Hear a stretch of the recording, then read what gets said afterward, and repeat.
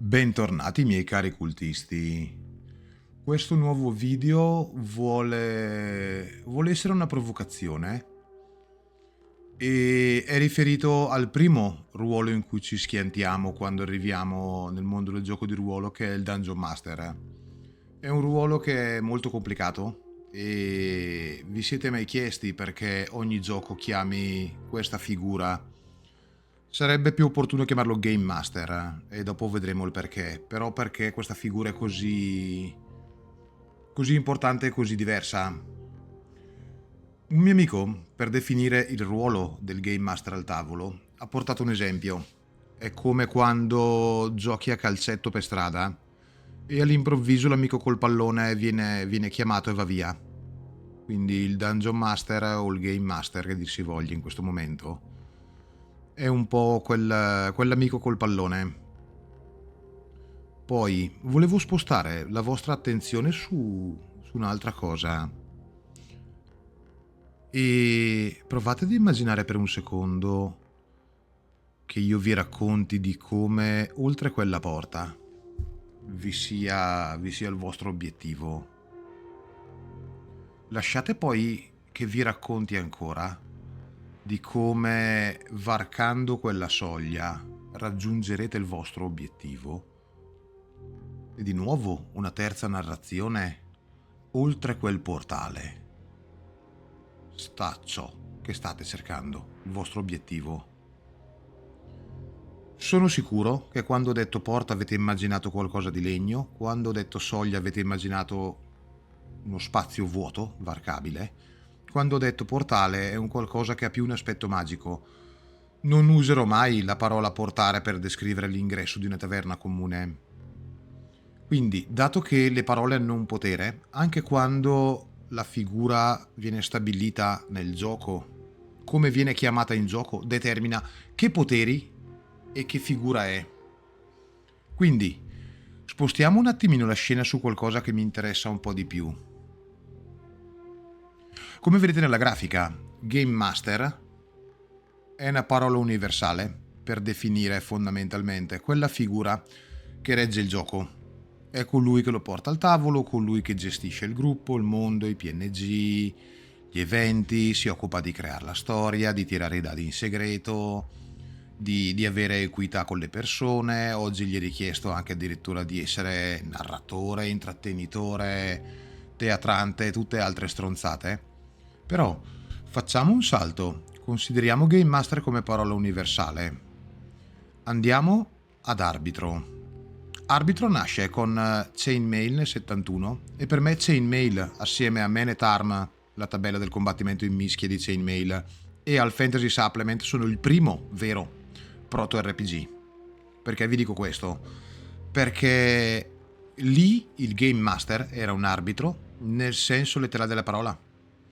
Cioè, ovvero, tra due fazioni che combattevano, lui era quello che dettava l'equità delle regole. In caso di disputa tra i due, lui decideva, e nel caso in cui non ci fosse una soluzione, la sua parola era legge.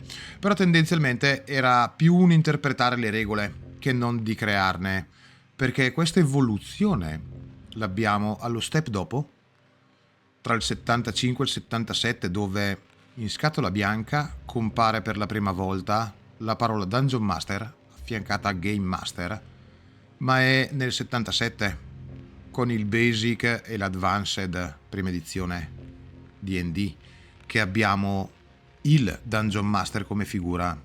Il Dungeon Master non è un arbitro, è un architetto.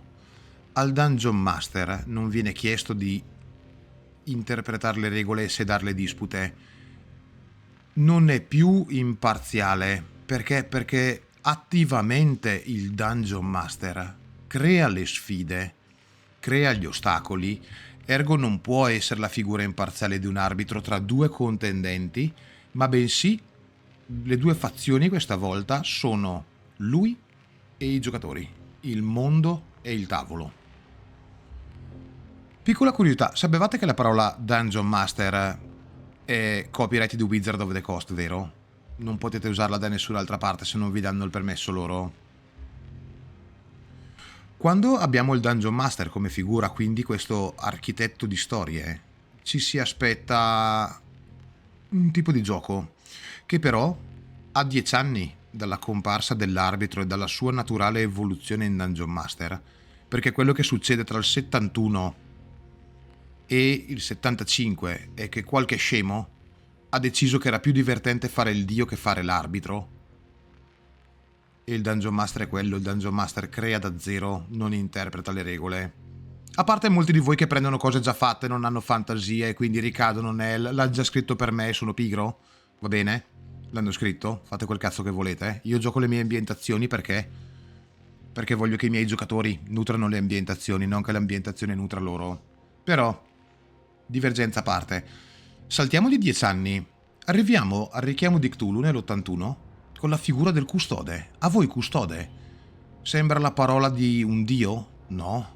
Sembra una parola che in italiano usereste mai per dire il custode del gioco da calcio? No, è l'arbitro del pallone. È il cretino che io me lo immagino pelato che corre dietro a 11 uomini da una parte e 11 dall'altra fischiando cose che non esistono. Il custode invece, in questo tipo di gioco, il ruolo che voi Game Master siete chiamati quando diventate custodi, quando portate questo gioco al tavolo, non è più di creare il mondo è già creato. I miti di Cthulhu esistono, avete già una vastissima lore a cui probabilmente anche i vostri giocatori hanno attinto. Il lavoro del custode è quello di fare in modo che i segreti siano nascosti e che i giocatori, man mano che ne entrano in possesso, vanno fuori di testa. Quindi è uno scambio di informazioni essenziali e sanità mentale in un continuo gioco dove il master ha tutte le informazioni e sta ai giocatori trovare i pezzi e tirare poi le loro deduzioni. È una narrazione più simile a quella di Miyazaki in Dark Souls, cioè ovvero tutto è lì, il giocatore non deve scoprire cos'è successo, deve immaginare tramite gli indizi che ha trovato come la storia possa essere andata, si fa la sua indagine mentale. Se voi pensate che il giocatore sia lì a seguire la vostra indagine, avete sbagliato. Raccontatevi un giallo, ci sono altri giochi per questo. In Cthulhu non c'è un'indagine, non c'è un modo univoco, ma semplicemente tanti frammenti e il gruppo deciderà che cosa ne ha capito dell'orrore che si cela dietro questo. L'indagine sarà puramente personale del gruppo e non sarà vostra. Potrebbero non scoprire mai l'omicida, ma potrebbero scoprire degli antefatti che lo collegano ad altro. Finita questa piccola parentesi di Cthulhu, direi di passare al narratore, perché nel 91 arriva una figura crucialissima. In parte esisteva già nell'arbitro dio, il Dungeon Master, ma il Game Master che arriva con Vampire the Masquerade nel 91 è diverso. È un facilitatore di storie, come dicono oggi. È lì per raccontare la storia di come delle creature dannate vivano la quotidianità della notte nel grande intrigo politico degli anziani nelle loro paranoie. Il gioco del narratore non sta nel portare grandi storie, sta nel rendere il mondo reale vivo e il mondo deve rispondere agli impulsi che i giocatori danno in una maniera non sempre commisurata e non sempre comprensibile. Ricordate che sopra i giocatori vi sono creature come gli anziani, Matusalemme, che è centinaia di anni se non migliaia di anni che stanno architettando queste cose. Quindi se per voi la loro narrazione può condurre avanti un'intera città a scapito di questi piani, non avete capito un cazzo dei vampiri. Fate parte dei 3/4 dei Kainiti che sono lì fuori, che urlano la quinta edizione è una merda, solo perché gli hanno toccato i loro 4 stupidoti. Dopo arrivano al live vestiti da barbaro dicendo io sono un gangrel, ma andate a cagare. Vabbè, digressione a parte, tutte queste figure, come avete visto, sono ruoli proprio come i giocatori. Prendono il ruolo di una classe al tavolo, hanno delle specifiche. Noi quando portiamo un gioco assumiamo il primo ruolo del gioco: arbitro, Dungeon Master, custode, narratore, Game Master più nel generico. Questo vi dice qual è il vostro tipo di gioco e come il tavolo deve prendere le vostre informazioni e gestirle, come voi dovete dosarle al tavolo. Se non avete capito questo e giocate a Cthulhu come se fosse un D&D con le creature solo che sono più letali, o se giocate a vampiri pensando di avere Twilight nelle orecchie perché fa fico, o pensare di giocare agli anziani perché non avete la testa per pensare come uno che ha vissuto 1000 anni, anche se ne avete 60 pensate come bambini di 20 anni spesso, quindi che cazzo dite? Non gestite certe cose, lasciate perdere certi giochi, non sono i vostri seghini mentali, scordatevelo, c'è un tavolo dietro. Quindi, detto questo, Game Master, una piccola curiosità, arriva dalle community degli MMO, in un periodo in cui, torno al 2001, le community hanno cominciato a diventare, non ti dico tutt'uno, ma a fondersi, e in quella fusione abbiamo preso il termine Game Moderator, che era presente negli MMO, portandolo in Game Master, e quindi avendo un titolo universale per definire il moderatore del tavolo, perché alla fine è quello. GM non sarebbe per Game Master ma per Game Moderator. Game Master lo dissero da qualche parte qui ma per sbaglio e si corressero poi in Dungeon Master e non fu più usato. Quindi, detto questo, ci sono anche giochi a volte che vogliono essere più scherzosi. Questo gioco esce nel 2021, piena pandemia. Il Master ha questo titolo. Pensate che è un gioco mirato all'inclusività, quindi vuol dire che il Game Master, potere delle parole, deve essere un uomo a cui piacciono gli uomini, perché non può essere un lesbo master o un trans master. No, è un Game Master. Quindi questo prodotto, per chi dicesse ma stupidata, no, ha venduto perché hanno fatto pure un advanced. Quindi c'è stato un mercato per questa merda, e questa merda è all inclusive. Però un mio consiglio, può non piacervi questo, però i manuali ne valgono la pena, quantomeno a livello artistico.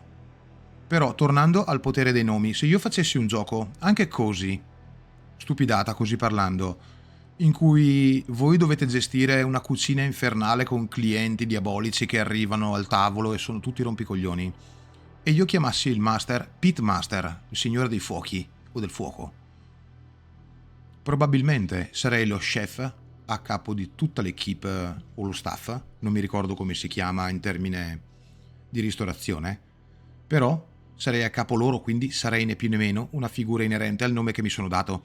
Se io in un gioco di cucina dovessi chiamare la figura del GM, semplicemente moderatore del tavolo o arbitro, avrei già un'altra impressione, quindi state attenti al potere delle parole perché purtroppo molte volte noi sottovalutiamo questo e diamo per scontato che una parola sia uguale all'altra o che l'abbiano messa lì solo perché fa più figo chiamare il GM custode of arcane knowledge, delle conoscenze arcane proibite, non mi ricordo come cazzo l'hanno chiamato in Cthulhu, però pensate a quando comprate un gioco voi Dungeon Master, perché siete voi i primi a leggere il manuale.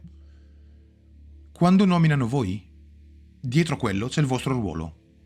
Non siete un Dungeon Master, non siete un custode. Cosa siete?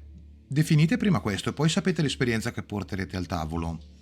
E con questa piccola riflessione volevo porre una domanda a chiunque sia arrivato fino qua. Ho un paio di idee su 2 video che vorrei portare ma sono indeciso.